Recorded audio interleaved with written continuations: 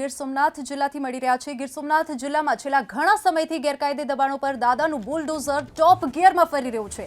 ત્યારે વેરાવળ પાલિકા અને મામલતદારે સાયગ્રા કોલોનીમાં સરકારની 2 વીઘા જમીન પરના દબાણો દૂર કરાયા। 6 જેસીબી અને 22 ટ્રેક્ટરની મદદથી વેરાવળ પાલિકાના રેવન્યુ વિભાગના અધિકારી, મામલતદાર, તલાટી અને પોલીસના કાફલાએ સંયુક્ત રીતે કામગીરી કરીને સરકારી જમીન પર ખડકી દેવાયેલા 45 કાચા મકાનોને તોડી પાડ્યા હતા। 45 જેટલા કાચા મકાનો તોડી પાડીને પ્રશાસને અંદાજિત 3 કરોડ જેટલી કિંમતની જમીનને ખુલ્લી કરવામાં આવી છે। ત્યારે વેરાવળ પાલિકા અને મામલતદારે સાયગ્રા કોલોનીમાં સરકારની 2 વીઘા જમીન પરના દબાણો દૂર કરાયા।